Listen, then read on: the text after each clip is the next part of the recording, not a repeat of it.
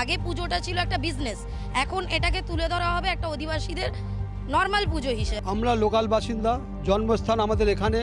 আমরা জানি না কালকের পরশুদিন কমিটি তৈরি হয়ে গেল।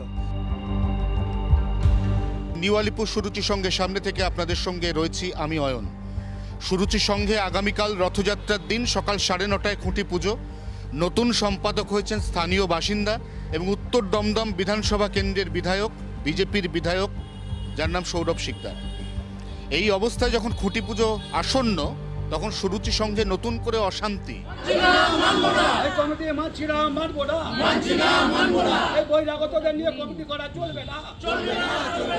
কেন অশান্তি?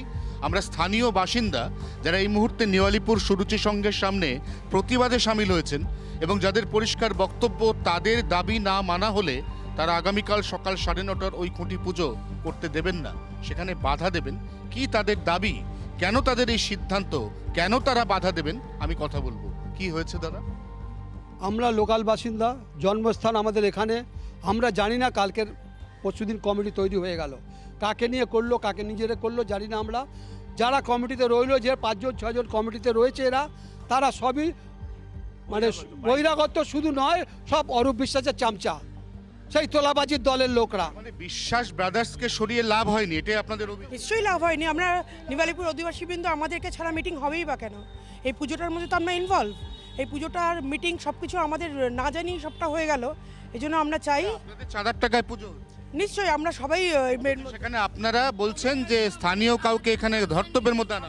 কোনো কনসার্ন নেই, কারোর কোনো কনসার্ন নেয়নি। আর ওনারা নিজেদের মতো প্রি প্ল্যান করেই এসেছিল দ্যাট এইরকম হবে কমিটি মেম্বার্স। আর যেখানে ম্যাক্সিমাম লোকই বহিরাগত। আমরা চেয়েছিলাম, আগে পুজোটা ছিল একটা বিজনেস, এখন এটাকে তুলে ধরা হবে একটা অধিবাসীদের নর্মাল পুজো হিসেবে। আমরা আমাদের মায়ের পুজো ঠিক করব, যেরমভাবে হতো তার থেকেও ভালো করব, কিন্তু এটাকে বিজনেস করতে দেব না। এটাতে আমরা যদি কমিটি বদল না হয়, কালকে তো খুঁটি পুজো, কি হবে তাহলে? খুঁটি পুজো আমাদের একটা মিটিং আছে, আজকে সন্ধ্যাবেলা একটা মিটিং আছে। আমরা এই কমিটির সঙ্গে আমরা মিটিং করব। আর আমরা যাদের প্রস্তাব করব যে এদের রাখার জন্য ওই কমিটিতে ইনভলভ করার জন্য, রাখলো না, তখন কি হবে? না রাখলে আমরা খুঁটি পুজো করতে দেব। পুজো করতে দেবেন না? যদি কমিটির হিসাবে না হয় তাহলে খুঁটি পুজো কালকের হবে না। অধিবাসীবৃন্দের পুজো, তো সেটা আমাদেরকে ছাড়া পুজোটা হবে কি করে? খুঁটি পুজোটা করবে কে যদি আমরা ইনভলভ না থাকি? যদি স্থানীয় বাসিন্দা সৌরভ শিকদার, যিনি মানে আমাদের জন্মকর্ম এখানে, আমার বাবা ঠাকুরদাদের জন্মকর্ম এখানে, বলছি সৌরভ শিকদারের ব্যাপার না।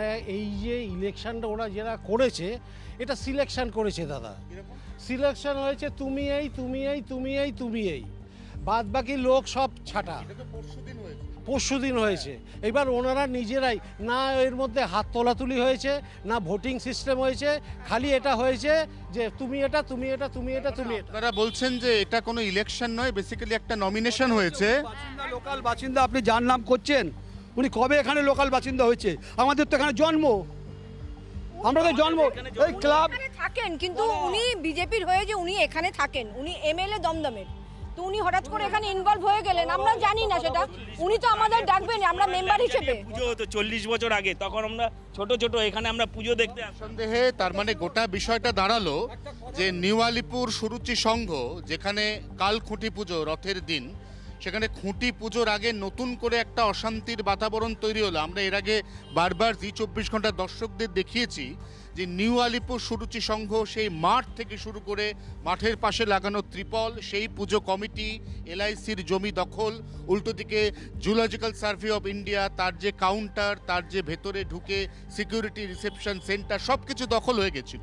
কিন্তু সেই দখলদারি মুক্ত করার ডাক, এবং তারপর যখন মনে করা হচ্ছিল যে নিউ আলিপুর সুরুচি সংঘের পুজো আবারও প্রাণের পুজো, ঐতিহ্যের পুজো হিসেবে ফিরবে এই নিউ আলিপুর চত্বরে, সেখানেও নতুন করে অশান্তির বীজ। জি 24 ঘন্টার জন্য ক্যামেরায় নবীনের সঙ্গে অয়ন, কলকাতা।